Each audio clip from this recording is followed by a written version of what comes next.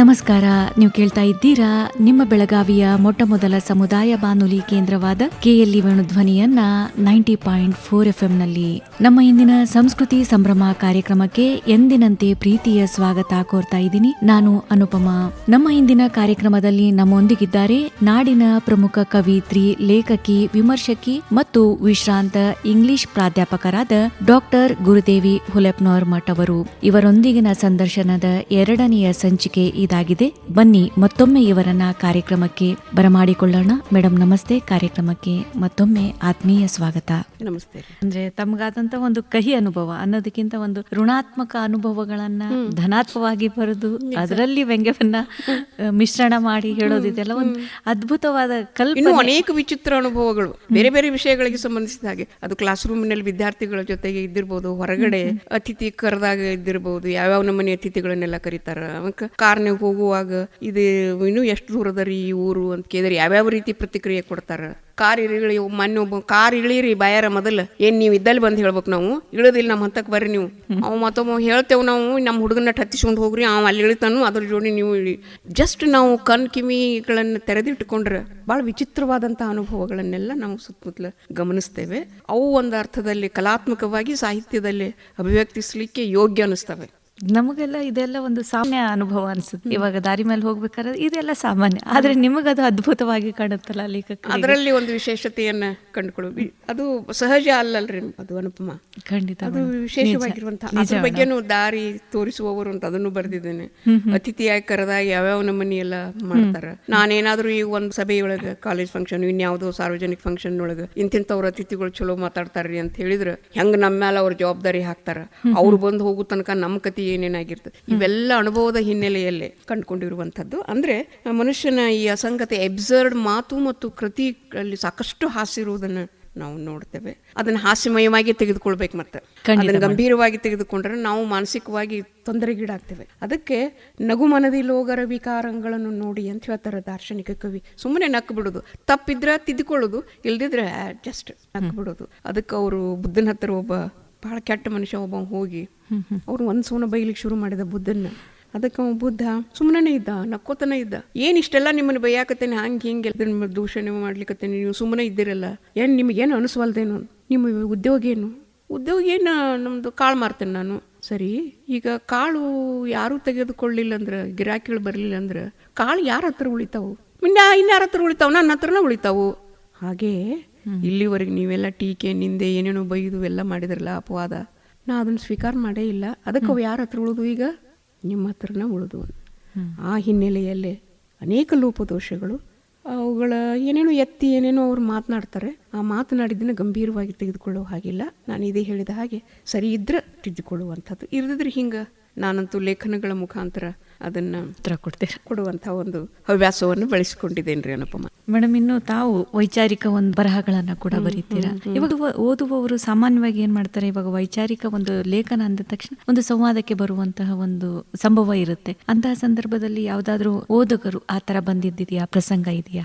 ಅನೇಕ ಸಂದರ್ಭಗಳಲ್ಲಿ ನಾನು ಕಾಲೇಜಿನಲ್ಲಿ ಇರುವಾಗ ಅಫ್ಕೋರ್ಸ್ ಎಲ್ಲ ವಿಚಾರ ಸಂಕಿರಣಗಳು, ಕಮ್ಮಟಗಳು ಎಲ್ಲ ಇರ್ತಿದ್ವಲ್ರಿ.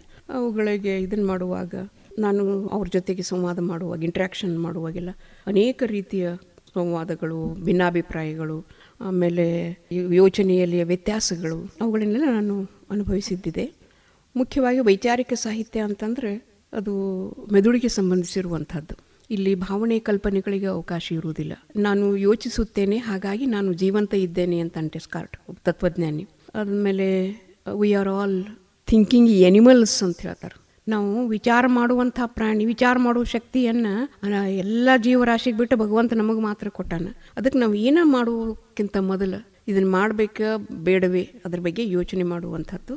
ಮಾಡಿದ ಮೇಲಾದರೂ ಅಟ್ಲೀಸ್ಟ್ ಅದ್ರ ಬಗ್ಗೆ ನಾನು ಮಾಡಿದ್ದು ಸರಿಯೇ ಅಂತ ವಿಚಾರ ಮಾಡಿದರೆ ನಾವು ಸಭ್ಯ, ಸುಶಿಕ್ಷಿತ, ಒಳ್ಳೆಯ ಪ್ರಾಣಿಗಳು ಅಂತ ಅನಿಸ್ಕೊಳ್ತೇವೆ ಈ ಸಮಾಜದಲ್ಲಿ. ಅದಕ್ಕೆ ವೈಚಾರಿಕ ನಡೆ ಭಾಳ ಮುಖ್ಯವಾಗಿರುವಂಥದ್ದು. ಅದರಲ್ಲಿ ವಿಶೇಷವಾಗಿ ಪ್ರಗತಿಪರ ವಿಚಾರ, ಅನೇಕ ಮೌಢ್ಯಗಳು ನಮ್ಮ ಅನೇಕ ನಮ್ಮ ವಿಶೇಷವಾಗಿ ನಮ್ಮ ಹವ್ಯಾಸಗಳಿಗೆ ಸಂಬಂಧಿಸಿದ ಹಾಗೆ, ಪೂಜೆಗೆ ಸಂಬಂಧಿಸಿದ ಹಾಗೆ, ಧಾರ್ಮಿಕ ನಂಬಿಕೆಗಳಿಗೆ ಸಂಬಂಧಿಸಿದ ಹಾಗೆ ಅನೇಕ ಮೂಢ ನಂಬಿಕೆಗಳಿರುವುದನ್ನು ನಾವೆಲ್ಲ ನೋಡ್ತೇವೆ. ಅವುಗಳನ್ನೆಲ್ಲ ನಾವು ಬದಿಗಿಟ್ಟು ಅಥವಾ ಅವುಗಳನ್ನೆಲ್ಲ ನಿರ್ಮೂಲನೆ ಮಾಡಿ ಪ್ರಗತಿಪರವಾದಂತಹ ಒಂದು ಮಾರ್ಗದಲ್ಲಿ ಸಾಗಬೇಕಾದ್ರೆ ವೈಚಾರಿಕ ಸಾಹಿತ್ಯದ ಅವಶ್ಯಕತೆ, ಕಣ್ತೆರೆಸುವಂತಹ ಸಾಹಿತ್ಯದ ಅವಶ್ಯಕತೆ, ಆಮೇಲೆ ವಾಸ್ತವದ ಅವಶ್ಯಕತೆ. ಸೇ ಫಾರ್ ಎಕ್ಸಾಂಪಲ್, ಈಗ ಕಲ್ ದೇವರು, ಕಟ್ಟಿಗೆ ದೇವರು, ಮರ ದೇವರು, ಮಣ್ಣು ದೇವರು, ಸಗಣಿಯಿಂದ ಮಾಡಿದ ಪಾಂಡವರು ಎಲ್ಲ ನಾವು ಪೂಜೆ ಮಾಡ್ತೇವೆ. ಮಾಡೋದಕ್ಕೆ ನಮ್ಮದು ವಿರೋಧ ಇಲ್ಲ. ಆದರೆ ಸಗಣಿಯೊಳಗೆ ಮಾತ್ರ ಅದಾನ, ಕಲ್ಲಿನೊಳಗೆ ಮಾತ್ರ ಇದ್ದಾನೆ ಅಂತ ನಾವೇನು ಭಾವಿಸ್ಕೊಳ್ತೇವಲ್ಲ, ಶನಿವಾರ ಮಾತ್ರ ಆ ಗುಡಿಯೊಳಗಿರ್ತಾನವ, ಇದೇನಿದೆಯಲ್ಲ ಇದು ಮೌಢ್ಯ. ಅವನು ಕಲ್ಲು, ಕಟ್ಟಿಗೆ, ಮಣ್ಣು, ಮರ ಇದರಲ್ಲಿ ಮಾತ್ರ ಇಲ್ಲ, ಇದರ ಆಚೆಗೂ ಇದಾನಮ್ಮ, ಬಿಯಾಂಡ್ ಇಟ್. ಅವನು ಆಮ್ನಿಪೊಟೆಂಟ್, ಆಮ್ನಿ ಪ್ರೆಸೆಂಟ್, ಆಮ್ನಿಸೈಂಟ್ ಅಂತೆಲ್ಲ ಹೇಳ್ತೇವೆ, ಸರ್ವವ್ಯಾಪಿ ಅವ. ಈ ವಿಚಾರವನ್ನು ತಿಳಿದುಕೊಳ್ಬೇಕಾಗಿರುವಂಥದ್ದು. ಅನೇಕ ಮೌಢ್ಯಗಳು, ಮೂಢನಂಬಿಕೆಗಳೆಲ್ಲ ಇವೆಯಲ್ಲ, ಅವೆಲ್ಲ ನಿರ್ಮೂಲನೆಯಾಗಬೇಕಾದ್ರೆ ನಮಗೆ ವೈಚಾರಿಕ ಸಾಹಿತ್ಯದ ಅವಶ್ಯಕತೆ, ವೈಚಾರಿಕ ಬರಹಗಳ ಅವಶ್ಯಕತೆ, ವೈಚಾರಿಕ ವಿಚಾರಗಳನ್ನು ವ್ಯಕ್ತ ಮಾಡುವಂಥ ಒಂದು ಅವಶ್ಯಕತೆ ಇಂದಿನ ದಿನಮಾನದಲ್ಲಿ ಇರುವಂಥದ್ದು. ಯಾಕಂದರೆ ಭಾಳಷ್ಟು ವಿಜ್ಞಾನ, ತಂತ್ರಜ್ಞಾನ ಎಲ್ಲ ಭಾಳ ಮುಂದುವರೆದಿದೆ. ಅಂಥ ಎಲ್ಲ ಮೌಢ್ಯ ಆಚರಣೆಗಳಿಗೆ, ವಿಚಾರಗಳಿಗೆ ಇಲ್ಲಿ ಆಸ್ಪದಿಲ್ಲ, ನಂಬಿಕೆಗಳಿಗೆ ಇಲ್ಲೆಲ್ಲ ಆಸ್ಪದಿಲ್ಲ. ಇದನ್ನು ನಾವು ತಿಳಿದುಕೊಳ್ಬೇಕಾಗಿರುವಂಥದ್ದು. ಮತ್ತು ಇದನ್ನು ಸಾಹಿತ್ಯದ ಮೂಲಕ, ಬರಹದ ಮೂಲಕ ವಿಶೇಷವಾಗಿ ನಾವು ವ್ಯಕ್ತಪಡಿಸಿದರೆ ತಕ್ಕ ಮಟ್ಟಿಗೆ ಆಶಾವಾದಿಯಾಗಿ ನಾನು ಹೇಳ್ತೇನೆ, ಜನರ ನಡೆನುಡಿಯಲ್ಲೇ ಸ್ವಲ್ಪ ಬದಲಾವಣೆ ಕಾಣಿಸ್ಕೊಳ್ಬೋದು ಏನೋ ಅನ್ನುವಂಥದ್ದು. ಯಾಕಂದರೆ ಅದೇ ಮೌಢ್ಯ ಪರಂಪರೆಯನ್ನು ಮುಂದುವರಿಸಿದ್ರೆ ಅದು ಎಲ್ಲರಿಗೂ ಆಘಾತ ತರುವಂಥದ್ದು. ಖಂಡಿತ ಮೇಡಮ್. ಇನ್ನು ವಚನಗಳನ್ನ ವಿಶ್ಲೇಷಣೆ ಕೂಡ ಮಾಡ್ತೀರಾ. ಈಗ ವಚನಗಳಲ್ಲಿನ ಯಾವ ಅಂಶಗಳು ನಿಮಗೆ ಹೆಚ್ಚು ಬರವಣಿಗೆಗೆ ಆಕರ್ಷಣವಾಗಿ ಕಾಣುತ್ತೆ ಅಂತ? ನೋಡ್ರಿ, ವಚನ ಸಾಹಿತ್ಯ ನಮ್ಮ ಶರಣರು ವಿಶ್ವ ಸಾಹಿತ್ಯಕ್ಕೆ ನೀಡಿರುವಂಥ ಭಾಳ ದೊಡ್ಡ ಅಮೂಲ್ಯವಾಗಿರುವಂಥ ಕೊಡುಗೆ. ಅದರ ಮೌಲ್ಯವನ್ನು ಅಳತೆ ಮಾಡಲಿಕ್ಕೆ ಆಗುವುದಿಲ್ಲ. ಯಾವ ಜಗತ್ತಿನ ಬೇರೆ ಬೇರೆ ಸಾಹಿತ್ಯಗಳಲ್ಲಿ ಇಲ್ಲದೇ ಇರುವಂಥದ್ದು, ಬೇರೆ ಬೇರೆ ಸಾಹಿತ್ಯಗಳಲ್ಲಿ, ಬೇರೆ ಬೇರೆ ಭಾಷೆಗಳಲ್ಲಿಯ ಸಾಹಿತ್ಯದಲ್ಲಿ ಇಲ್ಲದೇ ಇರುವಂಥದ್ದು ನಮ್ಮ ವಚನ ಸಾಹಿತ್ಯದಲ್ಲಿದೆ. ನಮ್ಮ ವಚನ ಸಾಹಿತ್ಯದಲ್ಲಿ ಇರುವುದೆಲ್ಲವೂ ಬೇರೆ ಸಾಹಿತ್ಯದಲ್ಲಿ ಇಲ್ಲ, ಬೇರೆ ಭಾಷೆಯ ಸಾಹಿತ್ಯಗಳಲ್ಲೆಲ್ಲ ಇಲ್ಲ. ಅಷ್ಟು ಶ್ರೇಷ್ಠವಾಗಿರುವಂಥ ಸಾಹಿತ್ಯ. ನಿಮಗೆ ಗೊತ್ತದ, ಶರಣರು ಯಾವುದ್ರ ಬಗ್ಗೆ ಹೇಳಿಲ್ಲ. ಭೂಮಿಯ ಮೇಲಿನ, ಆಕಾಶದ ಕೆಳಗಿನ ಎಲ್ಲ ವಸ್ತುಗಳ ಬಗ್ಗೆ, ಎಲ್ಲ ವಿಷಯಗಳ ಬಗ್ಗೆ ಅವರು ವಚನಗಳನ್ನು ಬರೆದಿದ್ದಾರೆ, ವಚನ ಸಾಹಿತ್ಯವನ್ನು ರಚನೆ ಮಾಡಿದ್ದಾರೆ. ನಾನು ಹೇಳಿದ್ನಲ್ಲ, ಅದರಲ್ಲಿ ಆರೋಗ್ಯ ಇದೆ, ವಿಜ್ಞಾನ ಇದೆ, ಜ್ಞಾನ, ತಂತ್ರಜ್ಞಾನ ಇದೆ, ಖಗೋಳಶಾಸ್ತ್ರದ, ಇತಿಹಾಸದ, ಸಾಹಿತ್ಯದ, ಸಂಗೀತದ, ಶಿಲ್ಪದ ಎಲ್ಲ ವಿಷಯಗಳ ಬಗೆಗೂ, ಜೀವನದ ಮೌಲ್ಯಗಳಂತೂ ಅಫ್ಕೋರ್ಸ್ ಪ್ರತಿಯೊಂದು ವಚನದಲ್ಲಿ ಮೌಲ್ಯಗಳನ್ನೆಲ್ಲ ನಾವು ನೋಡ್ತೇವೆ. ಭಾಳ ವಿಶೇಷ ಅಂದರೆ ಆ ಎಲ್ಲ ಮೌಲ್ಯಗಳು ಕೂಡ ಇವತ್ತು ಭಾಳ ಪ್ರಸ್ತುತ ಅನ್ನೋದನ್ನು ಮರೆಯೋ ಹಾಗಿಲ್ಲ ಇಂದಿನ ಜನಾಂಗಕ್ಕೆ, ಮುಂದಿನ ಜನಾಂಗಕ್ಕೆ. ಉದಾಹರಣೆಗೀಗ ಛಲ ಬೇಕು ಶರಣಂಗೆ ಪರಸತಿ ಅನ್ನುವಲ್ಲೇನೆಂಬ ಶರಣ ಬಸವಣ್ಣವರು. ಛಲ ಬೇಕು, ಎಂಥದ್ದು, ನಮ್ಮ ದುರ್ಯೋಧನಂಥ ಛಲ ಅಲ್ಲ. ಹೇಳಿದ್ರವರೆಲ್ಲ ಹಿರಿಯರೆಲ್ಲ ವಿಷ್ಣುನಂತವ್ರದ್ದು, ಬಿಡಪ್ಪ ಯುದ್ಧ, ಅವರು ನಿನ್ನ ಸಂಬಂಧಿಕರು, ಅಣ್ಣ ತಮ್ಮ, ಯಾಕೆಲ್ಲ ಯುದ್ಧ ಮಾಡ್ತಿ? ಅವನು ಹೇಳಿದ, ಛಲ ಕಿರಿವೇನೆ ಅಲ್ಲದೆ ನೆಲ ಕಿರಿವೇನೆ, ಈ ನೆಲಂ ಪಾಳ್ ನೆಲಂ. ಅದು ಇದು ಅಂದು ಒಂದಿನ ನಾನು ಹೊಕ್ಕೇನೆ, ಇದು ಎಲ್ಲ ನನ್ನ ಮರಿ ಆಗ್ತದ, ಅದಕ್ಕೆಲ್ಲ ಛಲ ಆಯ್ತು ನಂದು ಅಂತ ಹೇಳಿದ. ಹಾಗೇನೆ ನಮಗೂ ಒಂದು ಛಲ ಇರಬೇಕು. ಅದು ಕೆಟ್ಟ ಛಲ, ಇದು ಒಳ್ಳೆ ಛಲ ಇರಬೇಕು. ಏನು ಅವರು ಶರಣರು ಹೇಳಿದರು, ಪರಸತಿಯನ್ನೊಲ್ಲೆನೆಂಬ ಪರಧನವನ್ನೊಲ್ಲೆನೆಂಬ. ಪರಧನವನ್ನೊಲ್ಲೆನೆಂಬ ಅನ್ನುವಂಥ ಆ ಒಂದು ಉದ್ಗಾರ ಏನಿದೆ, ಆ ಒಂದು ತಾಕೀತೇನಿದೆಯಲ್ಲ ಶರಣರದು, ಅದನ್ನು ಮರ್ತದ್ರಿಂದ ನಾವು ಇವತ್ತು ಏನೆಲ್ಲ ಲಂಚಾವತಾರದ ಅವತಾರಗಳನ್ನೆಲ್ಲ ನಾವು ನೋಡಿದೆವು. ಭ್ರಷ್ಟಾಚಾರ ಎಲ್ಲ ಕಡೆಗಿರುವುದನ್ನು ನಾವು ನೋಡ್ತೇವೆ. ಪರಧನವನ್ನೊಲ್ಲೆನೆಂಬ, ಛಲಬೇಕು ಶರಣೆಂಬೆ ಪರಸತಿಯನ್ನೊಲ್ಲೆನೆಂಬ. ಪರಸತಿ ಅಂದರೆ ಈಗ ನೋಡ್ರಿ, ತನ್ನ ಪತ್ನಿಯನ್ನು ಬಿಟ್ಟು ಬೇರೆಯವರ ಒಂದು ಸಾಮೀಪ್ಯವನ್ನು, ಸಂಘವನ್ನು ಬಯಸೋ ಹಾಗಿಲ್ಲ, ಎಲ್ಲ ವಿಚಾರಗಳನ್ನು ಅವ್ರು ಹೇಳಿದರು. ಇದನ್ನು ನಾವು ಇವತ್ತು ಕಡೆಗಣಿಸಿದ್ದರಿಂದ, ಈ ಮಾತಿಗೆ ನಾವು ಲಕ್ಷ್ಯ ಕೊಡದೇ ಇದ್ದದ್ದರಿಂದ ಏಡ್ಸ್ನಂಥ ಮಹಾಮಾರಿಯನ್ನೆಲ್ಲ ನಾವು ಇವತ್ತು ಆಹ್ವಾನ ಮಾಡ್ಕೊಂಡಿದ್ದೇವೆ. ಅದಷ್ಟೇ ಅಲ್ಲ, ಅನೇಕ ರೋಗಗಳನ್ನೆಲ್ಲ ಆಹ್ವಾನ ಮಾಡಿಕೊಂಡಿದ್ದೇವೆ. ಇನ್ನೊಂದು ಭಾಳ ವಿಶೇಷ ಅಂದರೆ ಶರಣರು ನೀರಿಂಗೆ ನೈದಿಲಿಯೇ ಶೃಂಗಾರ, ನಾರಿಂಗೆ ಗುಣವೇ ಅವನ್ನೆಲ್ಲ ಹೇಳಿದರು. ಹೆಣ್ಮಗಳಂದ್ರೆ ಹಿಂಗಿರಬೇಕು, ಶೀಲ್ ಅಂದ್ರೆ ಆಕಿಗೆ ಭಾಳ ಮಹತ್ವದ್ದು, ಅದನ್ನೊಮ್ಮೆ ಕಳ್ಕೊಂಡ್ರೆ ಗಾಜಿದ್ದಾಗೆ, ಅದು ಒಡೆತೆ ಅಂದ್ರೆ ಏನು ಮಾಡ್ಲಿಕ್ಕೆ ಬರುವುದಿಲ್ಲ, ಭಾಳ ಎಚ್ಚರಿಕೆಯಿಂದ ಇರಬೇಕು ಅಂತೆಲ್ಲ ಹಿರಿಯರು ಅನುಭವಗಳು ಎಲ್ಲ ಹೇಳ್ಕೊತ ಬಂದರು. ನಮ್ಮ ಶರಣರು ಮಹಿಳೆಯರಿಗೆ ಮಾತ್ರ ಹೇಳಲಿಲ್ಲ, ಸ್ತ್ರೀಯರಿಗೆ ಮಾತ್ರ ನೀವು ಶೀಲದ ಬಗ್ಗೆ ಎಚ್ಚರ ಇರ್ಬೇಕಂತ ಇವ್ರಿಗೂ ಮೊಟ್ಟ ಮೊದಲನೇ ಸಲ ಹೇಳಿದ್ರು ಅವರು. ಛಲಬೇಕು ಶರಣಂಗೆ ಪರಸತಿ ಅನ್ನುವಲ್ಲೆನೆಂಬ. ಅಂದ್ರೆ ಎಂಥ ಸಮಾನತೆ ಅದು. ಈ ಎಲ್ಲ ಮೌಲ್ಯಗಳೇನಿವೆ ಇಲ್ರಿ, ಅವರು ಪ್ರತಿಯೊಂದು ಏನು ತಾಕೀತವಲ್ಲ, ಪ್ರತಿಯೊಂದು ಉದ್ಗಾರ, ಪ್ರತಿಯೊಂದು ಕಿವಿ ಹಿಂಡುವಂಥ ಮಾತು, ಅವ್ರ ವಿಚಾರಗಳೇನಿವೆ ಇಲ್ಲ, ಇವೆಲ್ಲ ಭಾಳಷ್ಟು ಪ್ರಸ್ತುತವಾಗಿರುವುದನ್ನು ನಾವು ನೋಡ್ತೇವೆ. ಆ ವಚನಗಳಲ್ಲಿರುವ ಮೌಲ್ಯಗಳನ್ನು ನಾವೇನಾದರೂ ಅನುಷ್ಠಾನದಲ್ಲಿ ತಂದ್ರೆ, ಅಳವಡಿಸಿಕೊಂಡ್ರೆ ನಿಶ್ಚಿತವಾಗಿ ನಾವು ಅವರಂತೆ ಶರಣರಾಗುವುದರಲ್ಲಿ ಎರಡು ಮಾತಿಲ್ಲ. ಯಾಕೆ ಅಂದ್ರೆ ಅವರು ಪ್ರಾಕ್ಟಿಕಲ್ ಆಗಿ, ಪ್ರಾಯೋಗಿಕವಾಗಿ ಅದನ್ನು ಮೊದಲು ಮಾಡಿ ಆಮೇಲೆ ಸಾಧನೆಯನ್ನು ಮಾಡಿ ಬೋಧನೆಯನ್ನು ಮಾಡಿದಂಥವ್ರು. ಅವುಗಳನ್ನು ವಚನದಲ್ಲಿ ತಮ್ಮ ಅನುಭವಗಳನ್ನು ಬರೆದಿಟ್ಟಿರುವಂಥವ್ರು. ಅದರಲ್ಲಿ ವಿಶೇಷವಾಗಿ ಮಹಿಳೆಯರಿಗೆ ಒಳ್ಳೆಯ ಪುರುಷ ಸಮಾನ ಸ್ಥಾನಮಾನ ಇರಬೇಕು, ಸ್ವಾತಂತ್ರ್ಯ ಅವೆಲ್ಲ ನಮ್ಮ ಶರಣರು ಮೊದಲು ಹೇಳಿದರು. ಆಮೇಲೆ ನಮ್ಮ ಸಂವಿಧಾನ ಹೇಳ್ತದೆ, ನಮ್ಮ ಎಲ್ಲ ಸಮಾಜ ಸುಧಾರಕರೆಲ್ಲ ಹೇಳ್ತಾ ಬಂದರು. ವಿಶೇಷವಾಗಿ ಶರಣರು ಮಹಿಳೆಗೆ ಎಂಥ ಗೌರವದ ಸ್ಥಾನಮಾನವನ್ನೆಲ್ಲ ಕೊಟ್ಟರು ಅಂದರೆ ಬಹುಶಃ ಈ ಸಂವಿಧಾನ ಆಮೇಲೆ ಬಂದಿರುವಂಥ ಎಲ್ಲ ನಮ್ಮ ಸರ್ಕಾರ ಸಂವಿಧಾನದ ಈ ಕಾಯ್ದೆಗಳೇನಿವೆಯಲ್ಲ ವಚನ ಸಾಹಿತ್ಯ ನೀಡಿದಂಥ ಒಂದು ನೀಲನಕ್ಷೆಯ ಮೇಲೆ ಇವೆಲ್ಲ ರೂಪಿತವಾಗಿರುವಂಥವು. ಅವ್ರು ಹೇಳಿದರು, ಶತಶತಮಾನಗಳಿಂದ ಬಾಯಿ ಕಟ್ಟಿದಂಥ ನಾವೆಲ್ಲ ಮಹಿಳೆಯರು ಬಾಯಿ ಬಿಟ್ಟು ನಮ್ಮೊಳಗಿರುವುದನ್ನು ತೋಡಿಕೊಳ್ಳುವುದಕ್ಕೆ, ಹೇಳುವುದಕ್ಕೆ ಒಂದು ಸಮರ್ಥ ವೇದಿಕೆಯನ್ನು ಮೊದಲನೇ ಸಲ ಈ ಜಗತ್ತಿನಲ್ಲಿ ಒದಗಿಸಿಕೊಟ್ಟಂಥವ್ರು 12ನೇ ಶತಮಾನದ ಶರಣರು ಅನ್ನೋದನ್ನು ಮರೆಯುವಂಗಿಲ್ಲ. ನಮ್ಮನ್ನೆಲ್ಲ ಕನ್ನಡ ಅನುಭವ ಮಂಟಪಕ್ಕೆ ಕರ್ಕೊಂಡು ಬಂದರು, ವಿಚಾರ ಮಾಡ್ಲಿಕ್ಕೆ ಹಚ್ಚಿದ್ರು, ಅಕ್ಷರ ವಿದ್ಯೆಯನ್ನು ನೀಡಿದರು, ವಚನ ಬರೀಲಿಕ್ಕೆ ಹಚ್ಚಿದ್ರು, ಸರಿ ಸಮಾನ ಸ್ಥಾನಮಾನದಲ್ಲಿ ಕೂಡಿಸ್ಕೊಂಡ್ರು. ಅದು ಭಾಳ ಮುಖ್ಯವಾಗಿರುವಂಥದ್ದು. ಅಲ್ಲಿ 100% ಮೀಸಲಾತಿಯನ್ನು ನಮಗೆ ಕೊಟ್ಟರು. ಹೆಣ್ಣು ಪ್ರತ್ಯಕ್ಷ ಅಕ್ಕಿ ಬರೀ ಮನುಷ್ಯಾಳಲ್ಲ, ಮಾಯೆ ರಕ್ಕಸ ಅದೆಲ್ಲ ಏನೂ ಅಲ್ಲ, ಸಾಕ್ಷಾತ್ ದೇವತೆ ಅಂತೇಳಿ ಅಂದಿನ ಜನಮಾನಸದಲ್ಲಿ ನಮ್ಮ ಬಗೆಗೆ ಗೌರವದ ಪ್ರೀತಿಯ ಭಾವನೆಯನ್ನು ಅಂಕುರಿಸಿದಂಥವ್ರು. ಯಾಕಂದರೆ ಅಲ್ಲಿ ಆಗ ಮೌಖಿಕ ಸಹಾನುಭೂತಿ ಮತ್ತು ಕ್ರಿಯಾತ್ಮಕ ಶೋಷಣೆ ಅಂತ ನಾವು ಹೇಳ್ತೇವೆ ಮಹಿಳೆಯ ವಿಷಯದಲ್ಲಿ. ಅಂದರೆ ಹೇಳುವಾಗ ಹಿಂಗೆ ಬಹಿರಂಗದಲ್ಲೇ ಬೇರೆ ಬೇರೆ ಸಭೆ ಸಮಾರಂಭಗಳಲ್ಲಿ ಏನ್ರಿ ಹೆಣ್ಣು ಅಂದ್ರೆ ಸಾಕ್ಷಾತ್ ದೇವತೆ, ಆಕೆ ಎಲ್ಲಿರ್ತಾಳೆ ಅದು ಸ್ವರ್ಗ, ಎಲ್ಲಿಲ್ಲ ಅದು ಸ್ಮಶಾನ, ಅವೆಲ್ಲ ದೇವತೆ ಅಂತೆಲ್ಲ ವೈಭವೀಕರಿಸೋದು.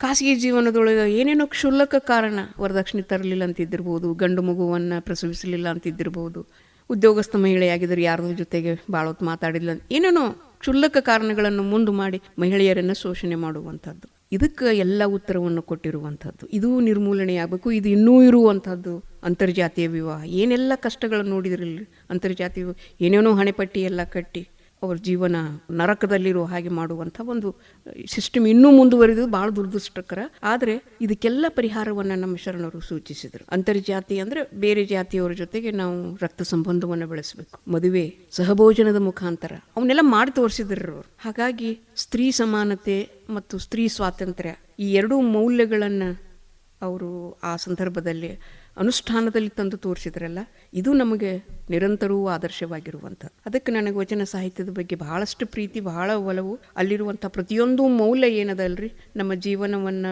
ಬೆಳಗುವಂತಹ ಬಹಳ ದೊಡ್ಡ ಜ್ಯೋತಿ ಅನ್ನುವುದರಲ್ಲಿ ಎರಡು ಮಾತಿಲ್ಲ ಅಂತ ಅನಿಸ್ತದೆ. ಮೇಡಮ್, ಇನ್ನು ತಾವು ಸ್ತ್ರೀ ಕೇಂದ್ರಿತ ಕೃತಿಗಳನ್ನ ಕೂಡ ಬರೀತೀರಾ. ಆಕೆಗಳು ಇಂದಿನ ಈ ಮಹಿಳೆಗೆ ಏನ್ ಹೇಳಕ್ ಹೋಗ್ತಾ ಇದೆ ಅಂತ? ಅದೇ ನಾನು ಬಹಳಷ್ಟು ಶರಣ ಸನ್ನಿಧಿ, ಶರಣ ದರ್ಶನ, ಶರಣೆಯರ ಸುಳ್ಳು ನುಡಿ, ನಮಗೆಲ್ಲ ಈ ಸಂದರ್ಭದಲ್ಲಿ ಆದರ್ಶ ಆಗಿರುವಂಥವ್ರು ಇಂಥವ್ರು. ಅವ್ರು ಅನೇಕ, ನಾನು ಇದೀಗ ಹೇಳಿದ್ನೆಲ್ಲ, ನಮ್ಮ ಮಹಿಳೆಯರನ್ನು ನಾವು ಜೀವನದಲ್ಲಿ ಹೆಂಗೆ ನಡೆಸ್ಕೊಳ್ಬೇಕು, ನಾವು ಮಹಿಳೆಯರು ನಮ್ಮ ಇತಿಮಿತಿಗಳನ್ನು ಅರಿತುಕೊಂಡು, ಅದು ಉಡುಗೆ ತೊಡುಗೆ ಏನೇ ಇದ್ದಿರ್ಬೋದು, ನಮ್ಮ ಕರ್ತವ್ಯಗಳ ಬಗೆಗೆ, ಮತ್ತು ಪುರುಷರಿಗೆ ಯಾವ ಏನು ಕಟ್ಟಳೆಗಳ ನಿಷೇಧಾಜ್ಞೆಗಳೆಲ್ಲ ಅನ್ವಯ ಆಗ್ತಾವಲ್ಲ ಅವು ಮಹಿಳೆಯರಿಗೂ ಕೂಡ ಅನ್ವಯ ಆಗುವಂಥದ್ದು. ಅದಕ್ಕೆ ಇದರಲ್ಲಿ ವಿಶೇಷವಾಗಿ ನಾವು ಮಹಿಳೆಯರು ಇವತ್ತು ನಮಗೆ ಕೊಟ್ಟಿರುವಂಥ ಸ್ಥಾನಮಾನ, ಈ ಸ್ವಾತಂತ್ರ್ಯ ಸಮಾನತೆಯನ್ನು ಸದುಪಯೋಗಪಡಿಸಿಕೊಳ್ಳುವ ರೀತಿಯಲ್ಲಿ ನಾವು ಬದುಕಬೇಕು. ಹಾಗೆ ಬದುಕುವಂಥ ರೀತಿಯ ಒಂದು ನಿದರ್ಶನವನ್ನು ನಾವು ಶರಣರ ಜೀವನದಲ್ಲಿ, ಮಹಾತ್ಮರ ಜೀವನದಲ್ಲಿ, ದೊಡ್ಡವರ ಜೀವನದಲ್ಲೆಲ್ಲ ನಾವು ನೋಡ್ತೇವೆ ಅನ್ನೋದನ್ನು ನಾನು ಅನೇಕ ಕೃತಿಗಳಲ್ಲಿ ಬರೆದಿದ್ದೇನೆ.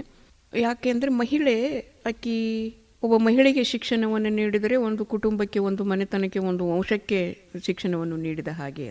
ಒಂದು ಮಹಿಳೆ ಇನ್ನೊಂದು ಶಾಲಾ ಕಾಲೇಜುಗಳು ನಮ್ಮ ವ್ಯಕ್ತಿತ್ವದ ಮೇಲೆ ಪರಿಣಾಮವನ್ನು ಬೀರ್ತಿರ್ತಾವೆ. ನಾವು ಭಾಳಷ್ಟು ಹೊತ್ತು ಮಗು ತಾಯಿ ಹತ್ತಿರ ಇರ್ತದೆ. ಅದಕ್ಕೆ child grows between kiss of a mother and care of a father ಅಂತ ಹೇಳ್ತಿರ್ತಾರೆ. ಸತತ ಅವಳಲ್ಲಿ ಇರುವುದರಿಂದ ಅವಳ ಗುಣಗಳನ್ನು, ಅವಳ ನಡೆಯನ್ನು ಆ ಮಗು ಭಾಳ ಹತ್ತಿರದಿಂದ ಅದು ನಿರೀಕ್ಷಣೆ ಮಾಡ್ತಿರ್ತದೆ. ಹಾಗಾಗಿ ನಾವು ಮಹಿಳೆಯರು ಭಾಳಷ್ಟು ಜಾಗೃತ ಆಗಿರಬೇಕು. ನನ್ನ ಮಕ್ಕಳು ಸುಶಿಕ್ಷಿತರಾಗಬೇಕು, ಆಮೇಲೆ ಸಚ್ಚಾರಿತ್ರವಂತರಾಗಬೇಕು ಅಂದರೆ ನಾನು ಮೊದಲು ಹಾಗೆ ಇದ್ದು ತೋರಿಸಬೇಕಾದಂಥ ಒಂದು ಅವಶ್ಯಕತೆ ಇದೆ. ಅದಕ್ಕೆ ನಾನು ಇದೀಗ ಹೇಳಿದ ಹಾಗೆ ಶರಣೆಯರ ಜೀವನ ಏನಿದೆಯಲ್ಲ, ಅವರೆಲ್ಲ ಕಾಯಕ ಜೀವಿಗಳಾಗಿರುವಂಥದ್ದು, ಆಮೇಲೆ ತಮಗೆ ಕೊಟ್ಟಂಥ ಸಮಾನತೆಯನ್ನು ಸಾರ್ಥಕಪಡಿಸಿಕೊಂಡಿರುವಂಥದ್ದು, ಮತ್ತು ದಾಸೋಹ ಮೂರ್ತಿಗಳಾಗಿರುವಂಥದ್ದು, ಈ ಎಲ್ಲ ಶರಣರ ಮೌಲ್ಯಗಳು, ಮಹಾತ್ಮರ ದೊಡ್ಡವರ ಮೌಲ್ಯಗಳು, ನಾಡು ನುಡಿಯ ಬಗೆಗೆ ಇರುವಂಥ ಆ ಅಭಿಮಾನ, ಇದನ್ನೆಲ್ಲ ನಾವು ಮಹಿಳೆಯರು ರೂಢಿಸಿಕೊಂಡ್ರೆ ನಮ್ಮ ಮುಂದಿನ ಪೀಳಿಗೆ, ಆಮೇಲೆ ನಮ್ಮ ಸಂತತಿ, ಅದು ಕೂಡ ಒಳ್ಳೆಯ ಸಂತತಿ ಆಗಬಲ್ಲದು ಅನ್ನುವ ಹಿನ್ನೆಲೆಯಲ್ಲೇ ಈ ವಿಚಾರಗಳನ್ನು ನಾನು ನನ್ನ ಅನೇಕ ಕೃತಿಗಳಲ್ಲಿ ವ್ಯಕ್ತಪಡಿಸಿದ್ದೇನೆ. ತಾವು ಇನ್ನು ಒಂದು ಮಕ್ಕಳ ಸಾಹಿತ್ಯವನ್ನ ಕೂಡ ಬರೀತೀರಾ. ಇಂದಿನ ಈ ಒಂದು ಡಿಜಿಟಲ್ ಯುಗದಲ್ಲಿ ಮಕ್ಕಳ ಒಂದು ಗಮನವನ್ನ ಸೆಳೆಯೋದೇ ಒಂದು ದೊಡ್ಡ ಸವಾಲಾಗಿರುವಂತ ಈ ಸಂದರ್ಭದಲ್ಲಿ ಈ ಒಂದು ಮಕ್ಕಳ ಸಾಹಿತ್ಯ ಅನ್ನುವುದು ಹೇಗೆ ಈ ಒಂದು ಸವಾಲಿಗೆ ಉತ್ತರ ಕೊಡುತ್ತೆ ಅಂತ ತಮ್ಮ ಒಂದು ಮಕ್ಕಳ ಸಾಹಿತ್ಯ? ಅದೇನಾಗಿದೆ ರೀ, ಇವಾಗ ನಾವೇನು ಮಾಡ್ತೇವೆ, ಮಕ್ಕಳಿಗೆ ಚಲೋ ಸ್ಕೂಲ್ ಕಾಲೇಜಿಗೆಲ್ಲ ಹಚ್ತೀವಿ, ಸಿಕ್ಕಾಪಟ್ಟಿ ಫೀ ಕೊಟ್ಟು. ಆಮೇಲೆ ರಜಾ ಬಂತಂದ್ರೆ ಅವ್ರನ್ನೆಲ್ಲ ಪ್ರವಾಸ ಕರ್ಕೊಂಡು ಹೋಗ್ತೇವೆ. ಸರ್ಕಸ್ಸು, ಸಿನಿಮಾ, ಕ್ಯಾಂಟೀನು ಎಲ್ಲ ಅವ್ರು ಏನು ಕೇಳ್ತಾರೆ ಅದನ್ನೆಲ್ಲ ಕರಳಿರ್ತದೆ, ಅವ್ರು ಕೇಳಿದ್ದೆಲ್ಲ ಕೈಗಿಡ್ತೇವೆ. ಆದರೆ ದುರ್ದೈವದ ಸಂಗತಿ ಅಂತಂದರೆ ನಮ್ಮ ಮಕ್ಕಳ ವ್ಯಕ್ತಿತ್ವವನ್ನು ಮೌಲ್ಡ್ ಮಾಡುವಂಥ, ಚೆನ್ನಾಗಿ ರೂಪಿಸುವಂಥ ಒಂದು ಸಾಹಿತ್ಯದ ಕೊರತೆ ಇರುವುದನ್ನು ನಾವು ನೋಡ್ತೇವೆ. ಒಳ್ಳೆಯ ಸಾಹಿತ್ಯ ಅವ್ರಿಗಿಲ್ಲ, ಬರಹಗಳಿಲ್ಲ. ಆ ಹಿನ್ನೆಲೆ ಅದರ ಜೊತೆಗೆ ಮುಖ್ಯವಾದಂಥ ಒಂದು ಸಾಹಿತ್ಯವನ್ನು ನಾವು ಅವ್ರಿಗೆ ಕೊಡಬೇಕಾಗಿ ಏನೆಲ್ಲ ಕೊಟ್ಟೇವಿ, ಆದರೆ ಇದನ್ನು ನಾವು ಕೊಡದೆ ಅದರಿಂದ ನಾವು ಅವರನ್ನು ವಂಚನೆ ಮಾಡ್ತಾ ಇದ್ದೇವೆ ಅಂತ ಅನಿಸ್ತದೆ. ಅದಕ್ಕೆ ಹೇಳ್ತಾರೆ ಅವರು, ಪ್ರೀತಿ ಶಾಸ್ತ್ರದ ಮೂಲ ನೀತಿ ಶಾಸ್ತ್ರದ ಮೂಲ ಪ್ರೀತಿಯಲ್ಲಡಗುವುದು ಅಂತ. ಅಂಥ ಒಂದು ಸಾಹಿತ್ಯವನ್ನು ರಚನೆ ಮಾಡುವಂಥ ಅವಶ್ಯಕತೆ ಬಹಳಷ್ಟಿದೆ. ಅವಾಗೆಲ್ಲ ಮೊದಲು ಪಂಚತಂತ್ರ ಕಥೆಗಳು, ಜಾತಕ ಕಥೆಗಳು ಇವೆಲ್ಲ ನೀತಿಯನ್ನು ಬೋಧಿಸುವಂಥ, ಮಕ್ಕಳು ಯಾವ್ಯಾವ ಮೌಲ್ಯಗಳನ್ನು ರೂಢಿಸ್ಕೊಳ್ಬೇಕು, ಸತ್ಪ್ರಜೆಗಳಾಗಬೇಕಾದ್ರೆ ಏನೇನು ಮಾಡಬೇಕು ಅನ್ನೋದ್ರ ಬಗ್ಗೆ ಅವೆಲ್ಲ ಮಾರ್ಗದರ್ಶನ ಮಾಡ್ತಾ ಇದ್ದು. ದುರ್ದೈವದಿಂದ ಇವತ್ತು ಈ ಕೊರೋನಾ ಸಂದರ್ಭದಲ್ಲಂತೂ ಸರಿಯೇ ಸರಿ ಈ ಎಲ್ಲ ಈ ಕಂಪ್ಯೂಟರ್, ಲ್ಯಾಪ್ಟಾಪ್, ಮೊಬೈಲ್ಗಳ ಮಕ್ಕಳೆಲ್ಲ ದಾಸರಾಗಿರೋದನ್ನು ನಾವೆಲ್ಲ ನೋಡ್ತೇವೆ. ಮೊನ್ನೆ ಒಬ್ಬರು ನಮ್ಮ ಪಾಲಕರು ಭೇಟಿಯಾಗಿದ್ರು ನನಗೆ. ಎಂಥ ವಿಚಿತ್ರ ಅಂದ್ರೆ, ಅವ್ರ ಮಗ ಒಂದು 7-8 ವರ್ಷದ ಇದ್ದಿರ್ಬೋದು, ಒಂದು 15 ವರ್ಷದವ್ರಿದ್ದವ್ರಂಗೆ ಸಿಕ್ಕಾಪಟ್ಟಿ ದಪ್ಪದ, ಅದು ಒಬೆಸಿಟಿ. ನಾನು ಮಾತಾಡ್ಕೊತೇವೆ, ಹ್ಞೂ ಮಗ ಏನ್ರಿ, ಹ್ಞೂ ರೀ ಮಗ, ಒಬ್ಬ ಮಗ ರೀ ಅಲ್ರಿ, ಅವ್ರು ಭಾಳ ಬೇಕಾದವ್ರು, ಯಾಕೋ ಭಾಳ ದಪ್ಪ ಇದು ಅನ್ನಿಸ್ತಾನೆ ರೀ, ಏನು ಸ್ವಲ್ಪ ಆಟ ಗೀಟ ಏನರ ಕ್ರೀಡೆ ಇವು ಆಡ್ತಾನೆ ರೀ ಮೇಡಮ್, ಎಲ್ಲ ಇದನ್ನ ಆಟ ಆಡ್ತಾನೆ ರೀ. ಎಲ್ಲಿ ಆಡ್ತಾನೆ ರೀ? ಮತ್ತು ನಿಮ್ಮ ಮನೆ ಹತ್ರ ಎಲ್ಲೂ ಅಲ್ಲೇನು ಓಪನ್ ಸ್ಪೇಸ್ ಇಲ್ಲ, ಇದಿಲ್ಲ, ಯಾವಾಗ ಎಲ್ಲಿ ಹೋಗಿ ಮೇಡಮ್ಮ ಅವ್ನು ಮೊಬೈಲ್ನಾಗ ಎಲ್ಲ A to Z ಎಲ್ಲ ಆಟಗಳನ್ನ ಆಡ್ತಾನೆ ರೀ ಅಂತ. ಅಂದರೆ ಮೈದಾನದಿಂದ ಮೊಬೈಲಿಗೆ ನಮ್ಮ ಆಟಗಳು ಅದನ್ನು ಅನುಸರಿಸುವಂಥದ್ದೆಲ್ಲ ಬಂದಿದೆ. ಇದನ್ನು ತಪ್ಪಿಸಬೇಕಾದ್ರೆ, ಅವರ ಗಮನವನ್ನು ಬೇರೆ ಕಡೆಗೆ ನಾವು ಸೆಳಿಬೇಕಾದ್ರೆ ಅತ್ಯುತ್ತಮವಾದಂಥ ಸಾಹಿತ್ಯವನ್ನು, ನೀತಿ ಪ್ರಧಾನವಾದಂಥ ಪ್ರಗತಿಪರ ವಿಚಾರಗಳನ್ನು ಒಳಗೊಂಡಿರುವಂಥ ಸಾಹಿತ್ಯವನ್ನು ಇವತ್ತು ನಮ್ಮ ಮಕ್ಕಳಿಗೆ ಕೊಡಬೇಕಾಗಿದೆ. ಅದು ರಂಜನೆಯ ಜೊತೆಗೆ ಅವ್ರಿಗೊಂದು ಸಂದೇಶವನ್ನು ನೀಡುವಂಥ, ನೀತಿ ಬೋಧೆ ಮಾಡುವಂಥ, ಅವರಿಗೆ ಅರಿವಿಲ್ಲದ ಹಾಗೆ ನೇರವಾಗಿ ಏನೋ ಹೇಳಿದ್ರು ಅವರು ಅದನ್ನು ಪಾಲಿಸೋದಿಲ್ಲ. ಗೊತ್ತಾಯ್ತಾಳೆ ನಮಗೆಲ್ಲ ಅಂತಾರೆ. ಯುವಕರಂತೂ ಪ್ರೌಢ ಮೂಢನಳು ಉಪದೇಶ ಹಸಿದೆದ್ದು ತೌಡು ತಿಂದಂತೆ ಅಂತಾರೆ. ಅದಕ್ಕೆ ಅವರೆಲ್ಲ ಕೇಳುವುದಿಲ್ಲ, ತಾಳ್ಮೆ ಸಮಯ ಅವು ಇಲ್ಲ ಅವರಿಗೆ. ಅದಕ್ಕೆ ನಾವು ಅತ್ಯುತ್ತಮವಾದಂಥ ನೀತಿ ಕಥೆಗಳ ಮುಖಾಂತರ ಇವತ್ತಿನ ಬೆಳವಣಿಗೆಗಳನ್ನು, ಅದರಲ್ಲಿ ವಿಶೇಷವಾಗಿ ವೈಜ್ಞಾನಿಕವಾಗಿ ನಾವು ಬಹಳಷ್ಟು ಸಾಧನೆಯನ್ನೆಲ್ಲ ಮಾಡಿದ್ದೇವೆ. ಅದಕ್ಕೆ ನಾನು ರೀಚ್ ಬಾಟ್ ಅಂತ ಒಂದು ಮಕ್ಕಳ ಒಂದು ಸಂಕಲನ ಮಾಡಿದ್ದೇನೆ. ಅದರೊಳಗೆ ವಾಯು ಮಾಲಿನ್ಯ ಹೆಂಗಾಗ್ತದೆ, ಏನು, ಆಮೇಲೆ ಪರಿಸರವನ್ನು ಉಳಿಸುವುದು ಹೇಗೆ, ಈ ರೀಚ್ ಬಾಟ್, ಈ ಬಾಹ್ಯಾಕಾಶದಲ್ಲಿ ಏನೇನು ಸಂಶೋಧನೆಗಳಾಗಿವೆ, ಈ ಎಲ್ಲ ಅಂಶಗಳನ್ನು ಒಳಗೊಂಡಂಥ ಬೇರೆ ಬೇರೆ ವೈಜ್ಞಾನಿಕವಾಗಿರುವಂಥ ವಿಚಾರಗಳನ್ನು ಒಳಗೊಂಡಿರುವಂಥ ಕವನಗಳನ್ನು ಪ್ರಾಸಬದ್ಧವಾಗಿ ಅವರು ಅದನ್ನು ಓದಿ ಹಾಡಬಹುದು. ಸಂಗೀತಾತ್ಮಕವಾದಂಥ ಒಂದು ಹಿನ್ನೆಲೆಯಲ್ಲೇ ಮ್ಯೂಸಿಕಲ್ ಕ್ವಾಲಿಟಿ ಅದಕ್ಕಿದೆ. ಅಂಥ ಕವನಗಳನ್ನೆಲ್ಲ ರಚನೆ ಮಾಡಿದ್ದೇನೆ. ಆಮೇಲೆ ನನ್ನ ಹಕ್ಕು ನನ್ನ ಹೆಮ್ಮೆ ಅಂತ, ಮಕ್ಕಳಿಗೂ ಹಕ್ಕಿದೆ, ಅದನ್ನು ಯಾರೂ ಕಸಿಯೋ ಹಾಗಿಲ್ಲ. ಅದಕ್ಕೆ ಆ ಹಕ್ಕುಗಳು ಯಾವ್ಯಾವು ಅನ್ನೋದು ಪ್ರಾಸಬದ್ಧವಾದಂಥ ಶೈಲಿಯಲ್ಲೇ, ಅಂದರೆ ಅವರಿಗೆ ಸಾಹಿತ್ಯದ ಮುಖಾಂತರ ಅವರಲ್ಲಿ ವೈಚಾರಿಕ ಮನೋಭಾವವನ್ನು ಬೆಳೆಸುವಂಥದ್ದು, ಅದರ ಅವಶ್ಯಕತೆ ಇವತ್ತು ಭಾಳಷ್ಟು ಇರುವುದನ್ನು ನಾವು ನೋಡ್ತೇವೆ. ಮತ್ತು ಅದು ಅವರಿಗೆ ರಂಜನೆಯನ್ನು ನೀಡಬೇಕು.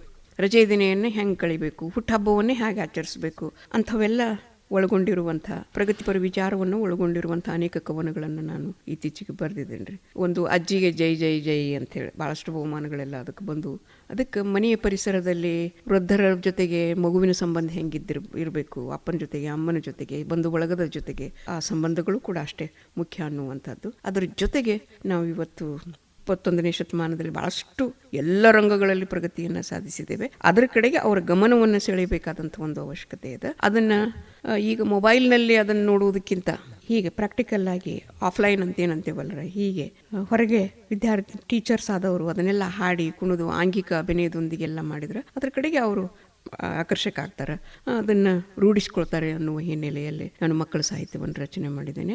ಬೆಳಗು ಜಗವ ಮಗು ಅನ್ನುವಂಥ ನನ್ನ ಮಕ್ಕಳ ಕವನ ಸಂಕಲನಕ್ಕೆ ಸುಮಾರು ಒಂದು 6-7 ರಾಜ್ಯ ಮಟ್ಟದ ಪ್ರಶಸ್ತಿಗಳೆಲ್ಲ ಬಂದಿವೆ. ಅದು ಕೂಡ ನನಗೊಂದು ರೀತಿಯಲ್ಲಿ ಪ್ರೋತ್ಸಾಹವನ್ನು ನೀಡುವಂಥದ್ದು. ಅದನ್ನು ಭಾಳ ವಿನಯಪೂರ್ವಕವಾಗಿ ಈ ಸಂದರ್ಭದಲ್ಲಿ ತಮಗೆ ನಾನು ಹೇಳ್ತಾ ಇದ್ದೇನೆ. ಇದಕ್ಕೆ ಕಾರಣ ಅಂದರೆ ನಾನು ಇದೀಗ ಹೇಳಿದಾಗೆ ನಮ್ಮ ತಂದೆ ಮಕ್ಕಳ ಸಾಹಿತಿ, ನಮ್ಮ ತಾಯಿಯವರು ಮಕ್ಕಳ ಕವನ ಸಂಕಲನಗಳನ್ನು, ನಮ್ಮ ತಮ್ಮನು ಮಕ್ಕಳಿಗಾಗಿ ನಾಟಕಗಳನ್ನು ಮತ್ತು ಕವನ ಸಂಕಲನಗಳೆಲ್ಲ ಬರ್ತಾರೆ. ಒಟ್ಟಾರೆ ನಮ್ಮ ಮನೆಯ ಪರಿಸರದಲ್ಲಿ ಈ ಮಕ್ಕಳ ಸಾಹಿತ್ಯದ ಒಂದು ಕೃಷಿ ನಿರಂತರ ನಡೆದುಕೊಂಡು ಬಂದಿರುವಂಥದ್ದು. ಮೇಡಮ್, ಈಗ ತಾವು ಒಬ್ಬ ಸಹ ಲೇಖಕರಾಗಿ ಕೂಡ ಬರೀತೀರಾ.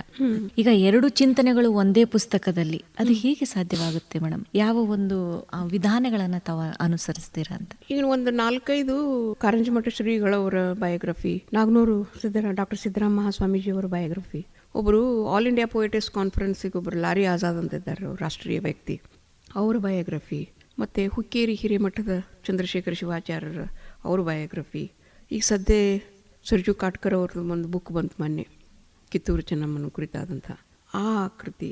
ಇನ್ನೂ ಅನೇಕ ಕೃತಿಗಳನ್ನು ನಾನು ಕನ್ನಡದಿಂದ ಇಂಗ್ಲೀಷಿಗೆ ತರ್ಜುಮೆ ಮಾಡಿದ್ದೇನೆ. ಅಲ್ಲೇ ಒಬ್ಬರು ರೀಟಾ ಬನಗಾರ್ ಅಂತ ನಮ್ಮ ಸ್ಟೂಡೆಂಟ್, ಅವರು ಸಂಶೋಧನಾ ವಿದ್ಯಾರ್ಥಿನಿ. ಅವರು ಸ್ವಲ್ಪ ಟೈಪಿಂಗ್ನೊಳಗೆ ಭಾಳ ಫಾಸ್ಟ್ ಇದ್ದಾರೆ, ಅಂದರೆ technically she is very sound. ಅದಕ್ಕೆ ನಾನು ನನ್ನ ವಿಚಾರಗಳನ್ನು ಹೇಳುವಂಥದ್ದು, ಅವರು ನೋಟ್ ಡೌನ್ ಮಾಡಿಕೊಂಡು ಅದನ್ನು ಮೂಲದಲ್ಲಿದ್ದದ್ದನ್ನು ನಾವೇನಂತೆ source text and target text ಅಂತ ಹೇಳ್ತಿರ್ತೀವಿ. ಆ ಸೋರ್ಸ್ ಟೆಕ್ಸ್ಟ್ನೊಳಗಿಂದ ನಾನು ಅದನ್ನು ಹೇಳುವಾಗ ಅವರು ಅದನ್ನು ಟೈಪ್ ಮಾಡುವಂಥದ್ದು.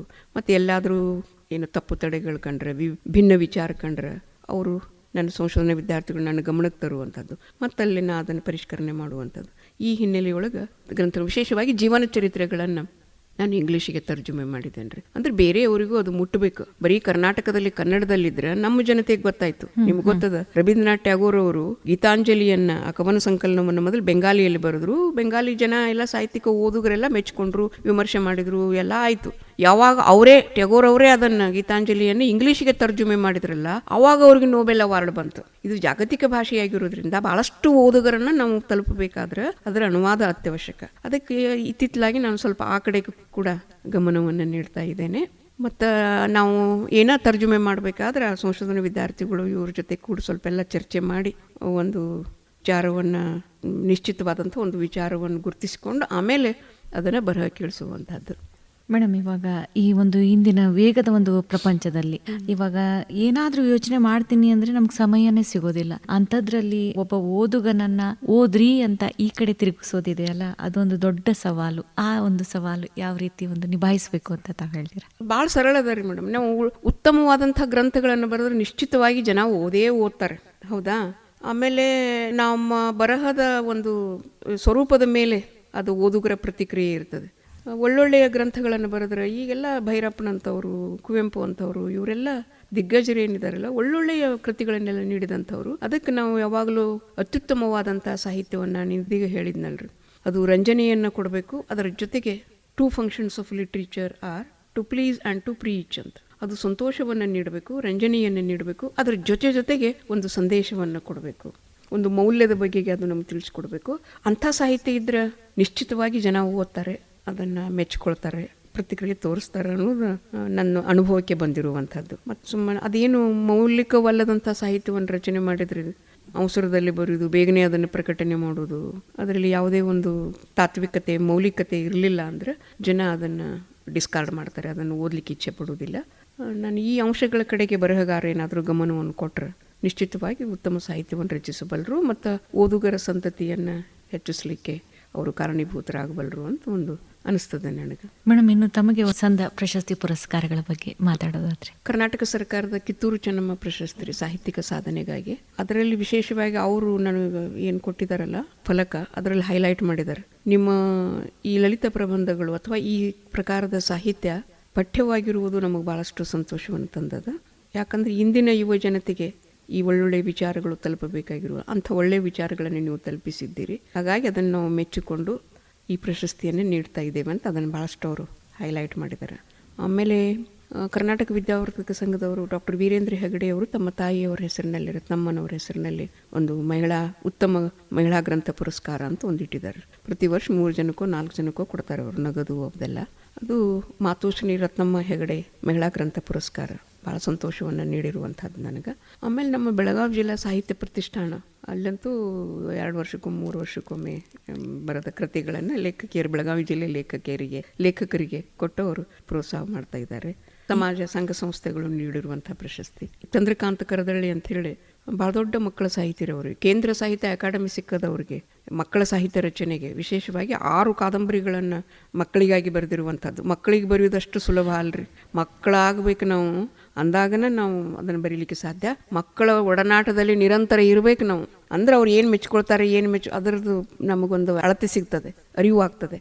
ಅಂಥ ಒಬ್ಬ ದೊಡ್ಡ ಸಾಹಿತಿ ಹೆಸರಿನಲ್ಲಿ ಅವರ ಮಕ್ಕಳು, ಅವರೆಲ್ಲ ಸಂಬಂಧಿಕರೆಲ್ಲ ಕೂಡಿ ಒಂದು ಪ್ರಶಸ್ತಿಯನ್ನು ಇಟ್ಟಿದ್ದಾರೆ. ಆ ಭಾಗಕ್ಕೆ ಅದು ಭಾಳ ದೊಡ್ಡ ಪ್ರಶಸ್ತಿ. ಅದು 20ನೇ ತಾರೀಕಿಗೆ ಅದರ ಪ್ರದಾನ ಇದೆ. ನಾನು ತೆಗೆದುಕೊಳ್ಳಿಕ್ಕೆ ಹೊರಟಿದ್ದೇನೆ. ಮೇಡಮ್, ಇವಾಗ ಈ ಪ್ರಶಸ್ತಿಗಳು ಬರಹಗಾರರಿಗೆ ಕೇವಲ ಒಂದು ಗೌರವವನ್ನಷ್ಟೇ ತಂದು ಕೊಡೋದಿಲ್ಲ, ಜೊತೆಗೆ ಒಂದು ಜವಾಬ್ದಾರಿಯನ್ನ ನಿಶ್ಚಿತವಾಗಿ ನಾನು ಇನ್ನಷ್ಟು ಉತ್ತಮ ಸಾಹಿತ್ಯವನ್ನು ರಚಿಸಬೇಕು. ಇದಕ್ಕೆ ಸಿಕ್ಕದಂದ್ರೆ ಇದಕ್ಕಿಂತಲೂ ಹೆಚ್ಚು ಉತ್ತಮವಾದಂಥ ಸಾಹಿತ್ಯವನ್ನು ರಚಿಸಬೇಕು. ಜವಾಬ್ದಾರಿ, ಟೆನ್ಷನ್ ಆಗ್ತದೆ ಅದು ಒಂದು ಅರ್ಥದೊಳಗೆ, ಸುಮ್ಮನೆ ತೆಗೆದುಕೊಳ್ಳುವುದಲ್ಲ. ಇದಕ್ಕಿಂತಲೂ ನಾನು ಒಳ್ಳೆ ಚೆನ್ನಾಗಿ ಇದನ್ನು ಇನ್ನೂ ಉತ್ತಮವಾಗಿ ಬರಿಬೇಕು, ಚೆನ್ನಾಗಿ ಬರಿಬೇಕು ಅನ್ನೋ ಒಂದು ಭಾವನೆ ನಮ್ಮಲ್ಲಿ ಹುಟ್ಟಿಕೊಳ್ಳುತ್ತದೆ. ನಿಜವಾಗಿ ಅದು ಜವಾಬ್ದಾರಿ ಅದು. ನಾನು ಹೇಳಿದ್ನಲ್ಲ, ಅದು ಹೇಳ್ತಾರೆ ಅವರು, ಒಂದು ಗ್ರಂಥ ಅಂದರೆ ಒಂದು ಕೂಸಿದ್ದಂಗೆ. ನಾನು ಅದೊಂದು ಕೃತಿಕಾರ ಮತ್ತು ಕೃತಿಯ ನಡುವಿನ ಸಂಬಂಧ ಹೆಂಗಿರ್ತದೆ ಅಂದರೆ, ತಾಯಿ ಮತ್ತು ಹೊಕ್ಕುಳ ಬಳ್ಳಿ. She delivers A baby. ಅಲ್ಲೇ ನೇವಲ್ ಕಾರ್ಡ್ ಇರ್ತದೆ, ಹೊಕ್ಕುಳ ಬಳ್ಳಿ. ಅದನ್ನು ಕಟ್ ಮಾಡಿದಾಗ ಆ ಮಗುವು ಪಬ್ಲಿಕ್ ಆಗ್ತದೆ, ಅದು ಯಾರೂ ಎತ್ಕೋಬೋದು ಅದನ್ನು. ಆಮೇಲೆ ಇದು ಮೂಗು ಹಿಂಗದ, ಇದ್ರ ಕಣ್ಣು ಹಿಂಗದ, ಇದ್ರ ಬಣ್ಣ ಹಿಂಗದ, ಅವ್ರು ವಿಮರ್ಶೆ ಮಾಡ್ಬೋದು ಅದನ್ನು. ಅಲ್ಲಿ ನಾ ಇರುವುದಿಲ್ಲ. ನಾನು ತಾಯಿ, ಕೃತಿಕಾರರು ಏನಿದಾರಲ್ಲ ಅವ್ರ ತಾಯಿ ಇದ್ದ ಹಾಗೆ. ಒಂದ್ಸಲ ಆ ಕೃತಿ ಹೊರಗೆ ಬಂದ ಮೇಲೆ ಅದು ಪಬ್ಲಿಕ್ದ ಆಸ್ತಿ ಆಗ್ತದೆ, ಸಾರ್ವಜನಿಕರ ಆಸ್ತಿ ಆಗ್ತದೆ, ಓದುಗರ ಆಸ್ತಿ ಆಗ್ತದೆ. ಅವ್ರು ಹೇಗೆ ಬೇಕಾದರೂ ಅದನ್ನು ವಿಮರ್ಶೆ ಮಾಡ್ಬೋದು. ಆ ವಿಮರ್ಶೆಯಿಂದ ಪ್ರೋತ್ಸಾಹವನ್ನು ಪಡೀಲಿಕ್ಕೆ ಸಾಧ್ಯ. ಆ ವಿಮರ್ಶೆಯಿಂದ ಇನ್ನೇನು ಮಾಡಬೇಕು ಅನ್ನೋದನ್ನು ತಿದ್ದುಕೊಳ್ಳಿಕ್ಕೂ ಕೂಡ ಒಂದು ಅವಕಾಶ ಸಿಗ್ತದೆ. ಅದಕ್ಕೆ good reader is A good critic ಇದ್ದ ಹಾಗೆ. ಈ ತಾಯಿ ಮಗುವಿನ ಸಂಬಂಧ ಏನಿದೆಯಲ್ಲ, ಅದಕ್ಕೆ ಕೀಟ್ಸ್ ಕವಿ ಹೇಳಿದವು, ಒಂದು ಕೃತಿಯನ್ನು ರಚಿಸುವುದೆಂದರೆ ಒಂದು ಮಗುವನ್ನು ಪ್ರಸವಿಸಿದಂತೆ, ಅದು ಹೆಣ್ಣು ಮಗುವನ್ನು ಪ್ರಸವಿಸಿದಂತೆ ಅಂತ. ಅದೇನು ಅವನು ಮದುವೆ ಆಗಿರಲಿಲ್ಲ ಆದರೂ ಹೇಳ್ತಾನ್ರು, ತಾಯಿಗೆ ಹೆಣ್ಣು ಮಗುವನ್ನು ಪ್ರಸವಿಸುವಾಗ ಹೆಚ್ಚು ತೊಂದರೆ ಆಗ್ತದಂತ. ಅದಕ್ಕೆ ಹಾಗೆ ಅಂದ್ರೆ ಅದ್ರದ್ದು ಪ್ರಕಟಣೆ, ಅದರದ್ದು ಟೈಪ್ ಮಾಡೋದು, ಅದರದ್ದು ಇದನ್ನು ಕಳಿಸೋದು, ಪ್ರಿಂಟ, ಅದರ ಮಾರಾಟ, ಇದೆಲ್ಲ ಅದು ಪ್ರಸವಿಸಿದ ಹಾಗೆ ಅದು ನೋವಿನ ಸಂಗತಿನೇ ಅನ್ನುವಂಥ ಮಾತನ್ನು ನೀವು ಹೇಳಿದ್ರಲ್ಲ. ಈ ಓದುಗರ ಸಂಖ್ಯೆ ಭಾಳಷ್ಟು ಕಡಿಮೆ ಆಗಿದೆ ಅಂತ ಹೇಳಂದು. ಅದಕ್ಕೆ ಓದುಗ ನಮ್ಮ ಮೊದಲ ವಿಮರ್ಶಕನಾಗಿರೋದ್ರಿಂದ ಭಾಳ ಜವಾಬ್ದಾರಿಯಿಂದ, ಯಾಕಂದರೆ ವಿಭಿನ್ನ ಸ್ತರದಲ್ಲಿರುವಂಥವ್ರು, ವಿಭಿನ್ನ ಜಾತಿ, ಲಿಂಗ ಇವೆಲ್ಲ ಇರುವಂಥವ್ರು, ಅವರಿಗೆ ಅದು ಅಪೀಲ್ ಆಗಬೇಕಾದ್ರೆ, ಮುಟ್ಟಬೇಕಾದ್ರೆ ಅದನ್ನೆಲ್ಲ ಗಮನದಲ್ಲಿ ಇಟ್ಕೊಂಡು ಏನನ್ನ ಅವರು ಅಪೇಕ್ಷೆ ಪಡ್ತಾರೆ, ಯಾವುದರಿಂದ ಅವರ ಬುದ್ಧಿಯ ಭಾವದ ಆ ಒಂದು ಕ್ಷಿತಿಜ ವಿಸ್ತಾರ ಆಗ್ತದೆ, ಅದನ್ನೆಲ್ಲ ನಾವು ಗಮನದಲ್ಲಿ ಇಟ್ಕೊಳ್ಬೇಕಾಗಿರೋದು ಆ ಜವಾಬ್ದಾರಿ ಏನಿದೆ ಅಲ್ರಿ. ನಾನು ಇದೀಗ ಹೇಳಿದ್ನೆಲ್ಲ, ಸಮಾಜದ ಈ ಅಂಕುಡೊಂಕುಗಳನ್ನು ತಿದ್ದುವಂಥ ಭಾಳ ದೊಡ್ಡ ಜವಾಬ್ದಾರಿ ಹೊಣೆ ಇರುವಂಥದ್ದು ಸಾಹಿತ್ಯಕ್ಕೆ. ಈ ಎಲ್ಲ ಅಂಶಗಳನ್ನು ಗಮನದಲ್ಲಿ ಇಟ್ಕೊಂಡು ನಾವು ಸಾಹಿತ್ಯ ಕೃಷಿಗೆ ತೊಡಗಿದ್ರೆ ನಿಶ್ಚಿತವಾಗಿ ನಾವು ಅದರಲ್ಲಿ ಯಶಸ್ಸನ್ನು ಸಾಧಿಸಲಿಕ್ಕೆ ಸಾಧ್ಯ, ಓದುಗರನ್ನು ತೃಪ್ತಿಪಡಿಸಲಿಕ್ಕೆ ಸಾಧ್ಯ ಅನ್ನೋದು ನನ್ನ ವೈಯಕ್ತಿಕ ಅಭಿಪ್ರಾಯ. ಖಂಡಿತ ಮೇಡಮ್, ಇನ್ನು ಮುಂದಿನ ಯೋಜನೆಗಳು ಏನು ಅಂತ? ಮುಂದೆ ಭಾಳಷ್ಟು ಯೋಜನೆ, ಕನಸು, ಕಲ್ಪನೆಗಳೇ. ಕನಸು ಅಂದರೆ ಹೇಳ್ತಾರಲ್ಲ, ಏಯಾತಿ ಇದ್ರೊಳಗೆ ಕಾರ್ನಾಡ್ ಅವರು ಬರೀತಾರೆ, ಬೆಳಕಿಲ್ಲದ ದಾರಿಯಲ್ಲಿ ಸಾಗಬಹುದೇ ವಿನಃ ಕನಸಿಲ್ಲದ ದಾರಿಯಲ್ಲಿ ಸಾಗಲಾಗದು. ಕನಸು ಬೇಕು. ಹಾಗೇನೆ ನನಗೂ ಒಂದಿಷ್ಟು ಕನಸು. ಇನ್ನಷ್ಟು ಈ ಲಲಿತ ಪ್ರಬಂಧದಲ್ಲಿ, ಯಾಕಂದರೆ ಭಾಳ ಕ್ವಚಿತ್ತಾಗಿ ಸಿಗುವಂಥ ಸಾಹಿತ್ಯ ಇದು, ಭಾಳಷ್ಟು ಜನ ಇದ್ರ ಕಡೆ ಗಮನ ಕೊಟ್ಟಿಲ್ಲ.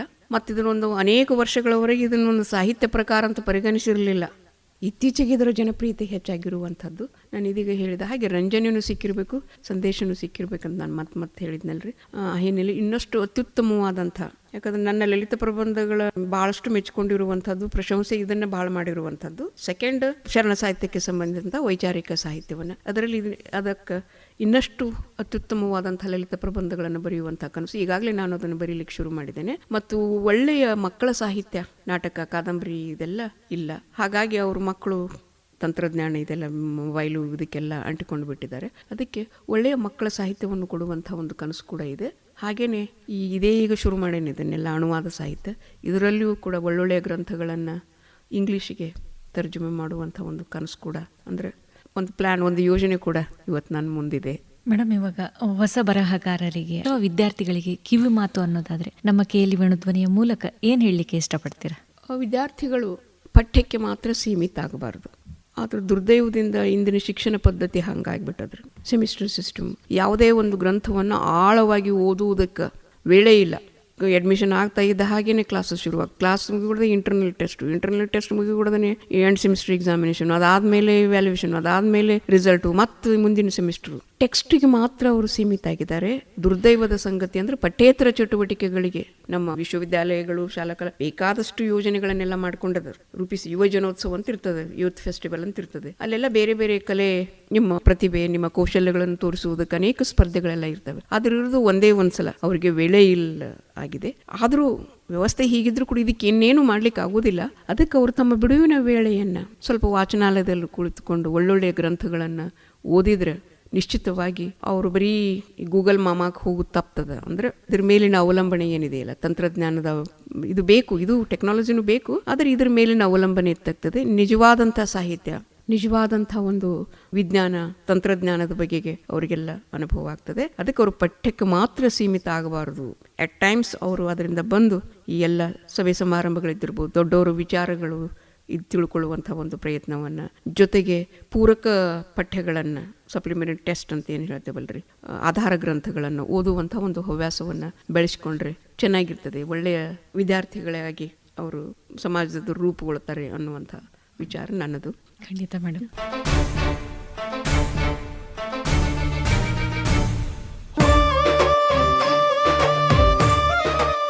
ಮೇಡಮ್, ತಮ್ಮ ಅನುಭವದ ಮಾತುಗಳು ಜೊತೆಗೆ ತಮ್ಮ ಅಮೂಲ್ಯ ಸಮಯಕ್ಕೆ ಧನ್ಯವಾದಗಳು. ಸ್ನೇಹಿತರೆ, ಇದುವರೆಗೂ ಪ್ರಸಾರವಾಯಿತು ಸಂಸ್ಕೃತಿ ಸಂಭ್ರಮ ಕಾರ್ಯಕ್ರಮದಲ್ಲಿ ನಮ್ಮೊಂದಿಗಿದ್ದಂತಹ ಅತಿಥಿಗಳು ಡಾಕ್ಟರ್ ಗುರುದೇವಿ ಹುಲಪ್ನವರ್ ಮಠ್ ಅವರು. ಮತ್ತೊಬ್ಬ ಅತಿಥಿಯೊಂದಿಗೆ ಮತ್ತೆ ಭೇಟಿ. ಹೀಗೆ ಕೇಳ್ತಾ ಇರಿ ಪ್ರೀತಿಯಿಂದ. ಇದು KLE ವೇಣುಧ್ವನಿ 90.4 FM. ನಮಸ್ಕಾರ.